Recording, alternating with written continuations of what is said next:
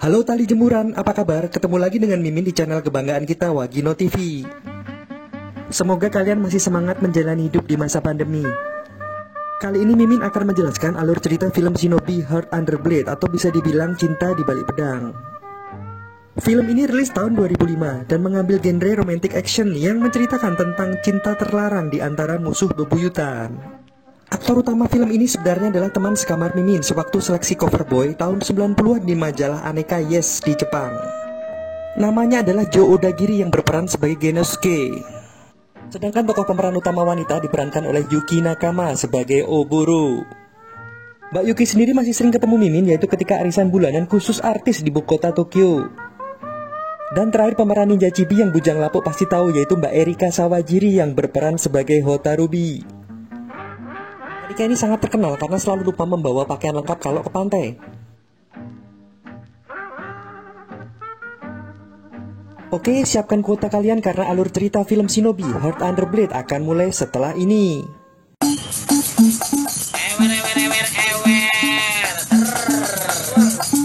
Sebelum film dimulai dikisahkan pertemuan awal antara Genosuke dan Oboro di perbatasan desa. Genosuke yang sedang melatih jutsu atau jurus dikejutkan sosok Oboro yang hendak meminum air sungai.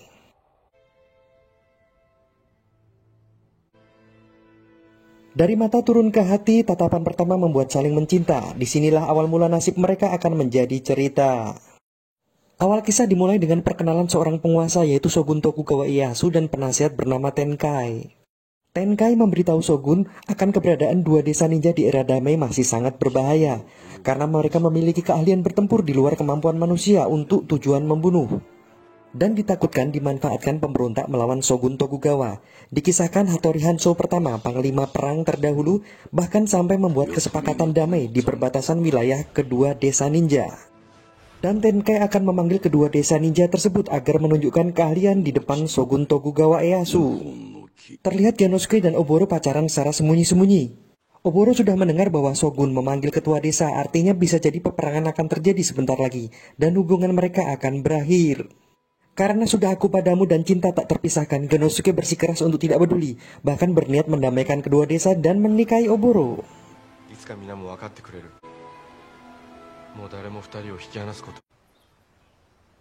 Dan ternyata setiap Oboro pergi selalu ditemani Hotarubi.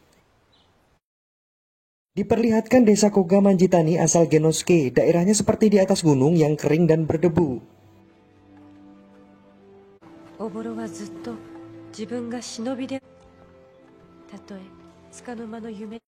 Berbeda dengan desa Iga Subakakure asal Oboro, daerahnya lembah subur dan dialiri sungai.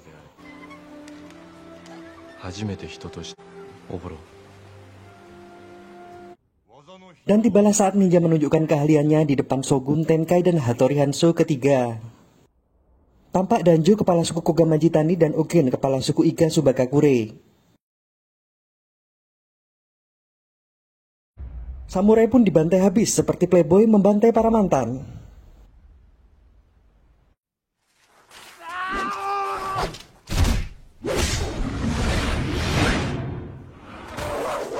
Dimulai dari ninja asal Koga Manjitani, yaitu Chikuma Koshiro, si pisau terbang. Dilanjutkan ninja dari Iga Subakakure, yaitu Yashamaru, pria pucat berambut hitam panjang.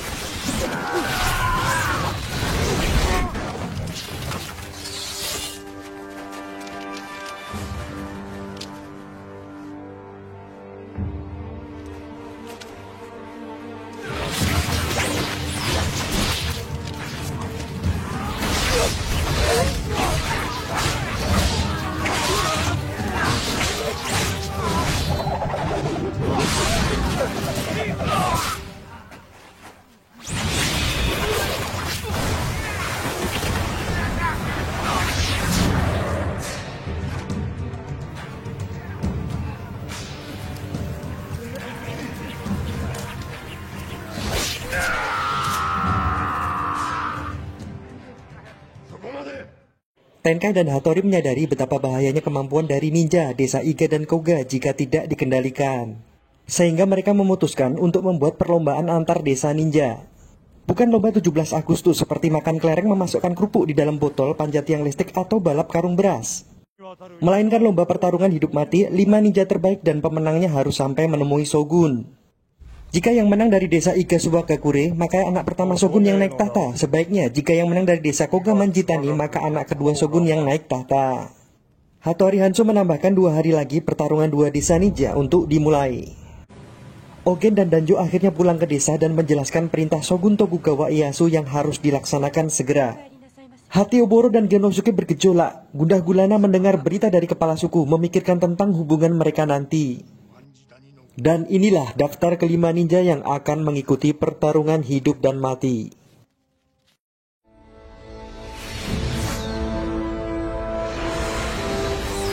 Oboro yang memiliki julukan mata penghancur. Yakushiji Tensen, ninja yang berumur 300 tahun. Yashamaru, si benang maut. Minonenki, manusia serigala. Motarubi, si ninja kupu-kupu. Genosuke, si kilat. Muroga Hyoma, si biksu buta. Pemilik si pisau terbang, Chikuma Koshiro. Kagero, racun penggoda. Kisaragi Simon, manusia tak berwajah. Plot twist terjadi teman-teman, ternyata Danjo dan Oden kepala suku adalah sepasang kekasih. Akhirnya mereka sepakat melakukan duel cinta terakhir untuk bertukar nyawa. Malamnya Genosuke dan Oboro bertemu di telaga. Oboro memberitahu bahwa dia resmi diangkat menjadi kepala suku, sehingga hubungan mereka hanya tinggal mimpi. Namun Genosuke meyakinkan Oboro bahwa takdir tergantung apa yang kita pilih, sehingga dia tetap pada pendiriannya untuk mendamaikan desa dan menghindari pertarungan. Terlihat Kagero secara tidak sengaja melihat kejadian ini.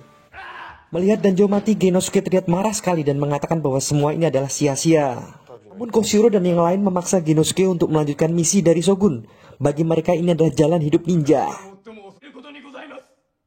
Lagi pula dengan kematian Danjo, hanya Genosuke yang layak memimpin mereka. Ketika sedang melakukan penghormatan terakhir untuk Oden, Oboro menerima surat dari Genosuke bahwa mereka sudah berangkat menuju kastil Shogun. Genosuke hanya ingin mengetahui kebenaran misi ini, dan jikapun harus dilakukan pertarungan, maka bukan artinya permusuhan 2 desa, tapi hanya 5 orang yang sedang melaksanakan tugas sebagai seorang shinobi. Dan akhirnya Oboro memutuskan untuk mengejar Genosuke.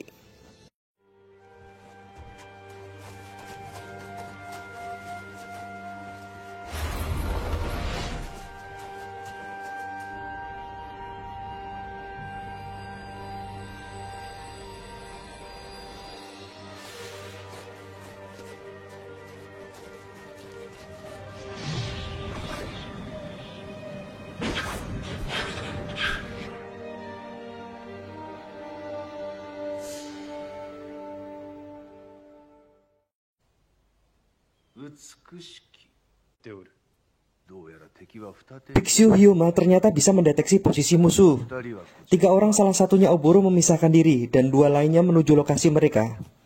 Dan tiba-tiba Minonenki, manusia serigala, membuka serangan. Koshiro yang coba menghindar justru bertemu Yashamaru dan mereka sepertinya akan melakukan duel 1 lawan 1.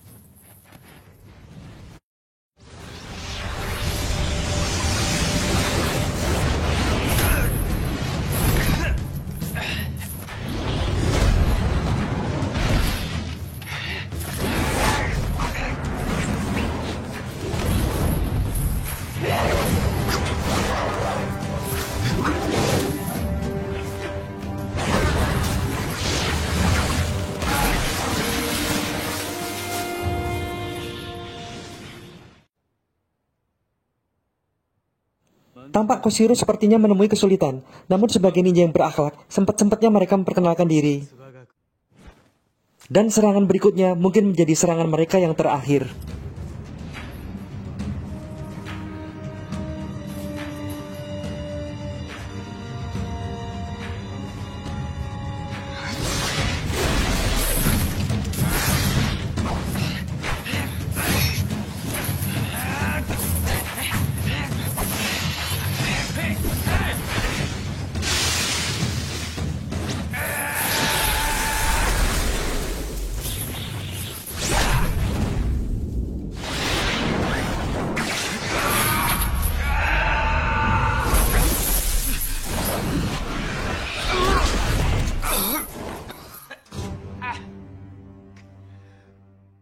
Dan akhirnya Yashamaru mati di tangan Koshiro.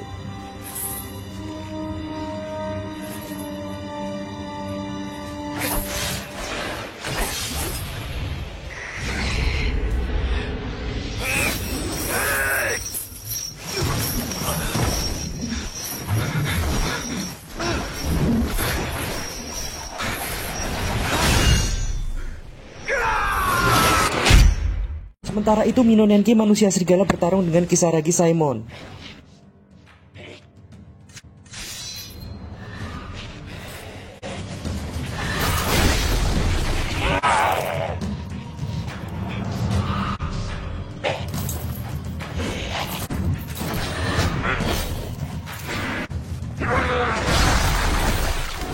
Tiba-tiba Minonenki mencium bau wangi perawan. Kagero muncul, bukannya dibabat, justru Minonenki malah mencium Kagero. Akibatnya Minonenki mati keracunan, muncrat darah.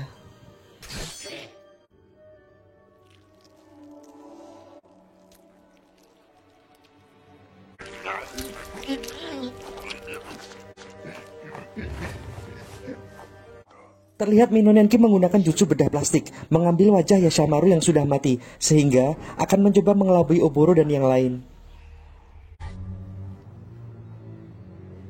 Adegan beralih ke Oboro yang sedang beristirahat dengan Tensen dan Hotarubi. Hotarubi ternyata yatim piatu sejak kecil, sehingga dengan perhatian Oboro, selama ini sudah dianggap sebagai kakak sendiri.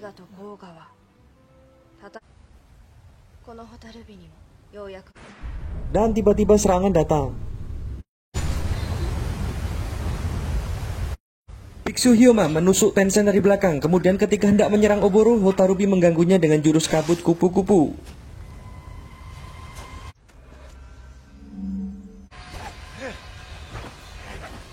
Tensen ternyata masih hidup teman-teman dan membalas tusukan dengan pedang sekaligus gagangnya. Genosuke datang dan melihat kejadian tersebut. Dia menatap Oboro dengan tatapan kosong.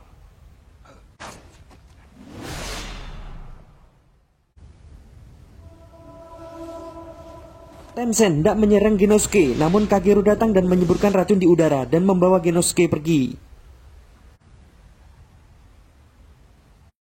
Kagero berniat membunuh Genosuke karena mengetahui alasan Genosuke tidak mau bertarung. Namun Kagero tidak sanggup, sepertinya dia juga menaruh hati kepada Genosuke.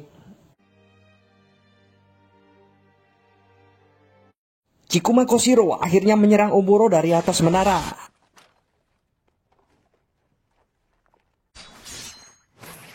Kisaragi Saemon yang sedang menyamar menjadi Yashamaru tidak mau meninggalkan kesempatan. Dia mencoba melukai Oboro. Namun Hotarubi dengan sigap menahan dengan tangannya dan mendorong jatuh Kisaragi Saemon. Tensen akhirnya mengulti Kisaragi Saemon dengan sekali sabetan pedang. Karena terluka, Hotarubi kesulitan menggunakan segel jutsu dengan tangannya. Tensen akhirnya menjatuhkan Koshiro dengan senjata cakram.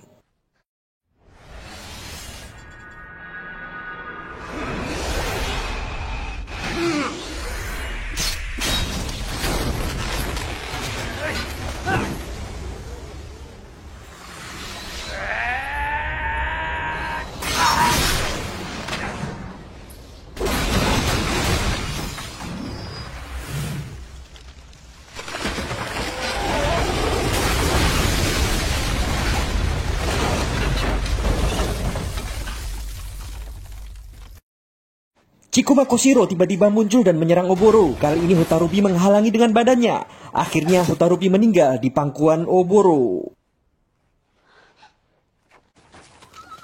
Oboro segera mengejar Koshiro. Dengan amarah yang luar biasa, dia melepaskan jurus mata penghancur dan riwayat Chikuma Koshiro berakhir di sini.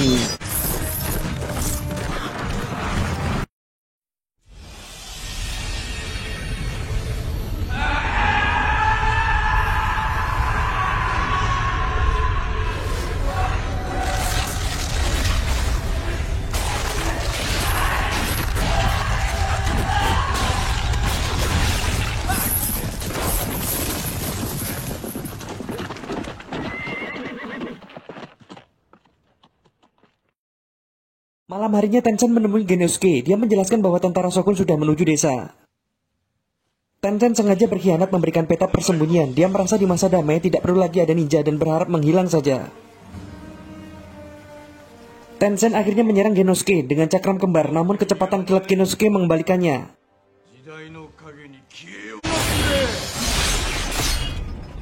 Genosuke pergi meninggalkan Tencent. Terlihat Tencent kembali hidup dikarenakan ada ulat di dalam tubuh yang mampu menyembuhkan luka. Melihat kesempatan ini, Kagero menyerang Tencent, namun akhirnya Tencent berhasil membunuh Kagero.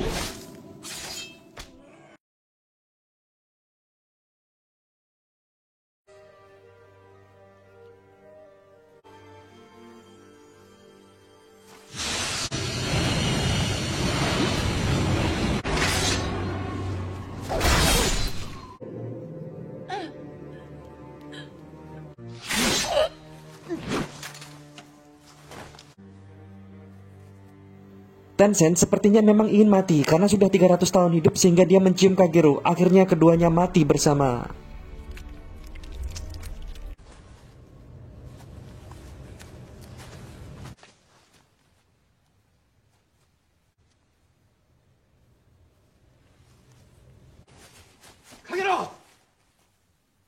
Tiba-tiba muncul pasukan ninja Hattori Hanzo dari Shogun Tokugawa Ieyasu. Genosuke semakin sadar bahwa perlombaan ini hanya kedok belaka. Tujuan sebenarnya adalah melenyapkan desa ninja selamanya. Dan akhirnya Genosuke menghajar pasukan ninja tersebut tanpa ampun.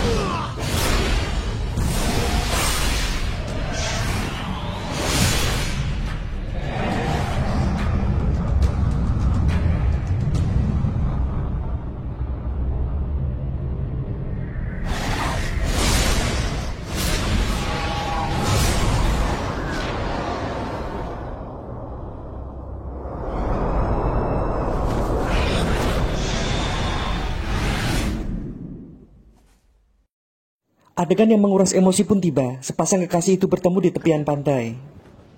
Oboro mengatakan bahwa cinta mereka benar-benar tidak direstui oleh takdir Tuhan dan tidak ada jalan kembali. Genosuke akhirnya meminta Oboro untuk menyerang lebih dahulu, tapi mata penghancur Oboro berkali-kali tidak bisa digunakan. Sepertinya cinta Oboro kepada Genosuke bukan cinta biasa, bukan di atas kertas dan memiliki getaran yang sama. Akhirnya Oboro berlari sambil menutup mata dan menghujamkan belati ke arah Genosuke.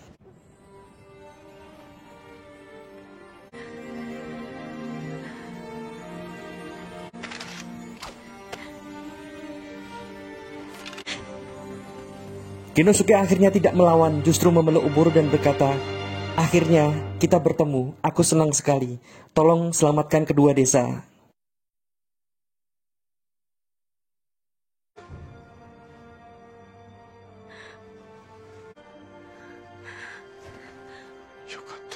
Dan pasir berbisik pun akhirnya menjadi saksi akhir perjalanan cinta dari Genosuke dan Oboro.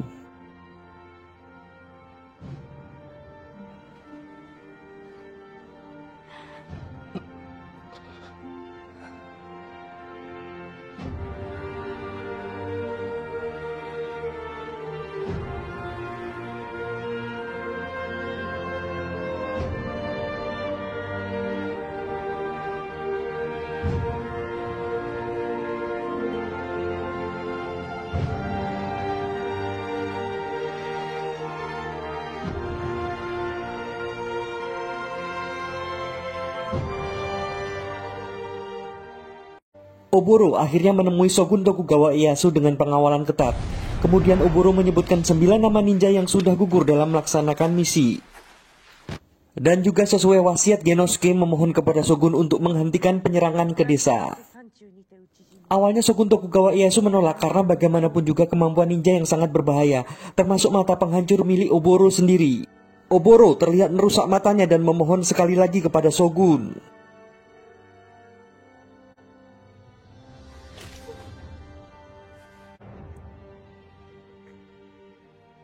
Shogun Tokugawa Ieyasu akhirnya luluh juga dan dengan itu mengirim surat untuk menghentikan penyerangan.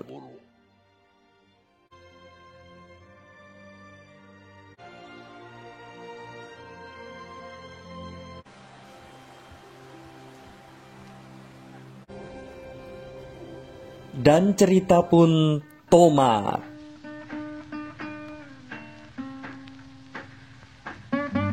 Semoga kalian terhibur dengan film tadi ya.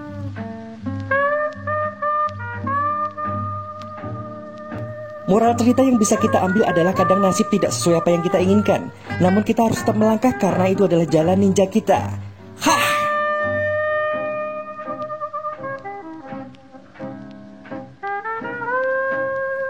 Dan akhirnya Mimin pamit undur diri dikarenakan sedang mengikuti kursus jurus ninja, yaitu mata penghancur wanita, teknik lari dari tanggung jawab, menghilang dari kejaran hutang, dan 1000 wajah pura-pura bahagia. Sampai ketemu lagi, bye!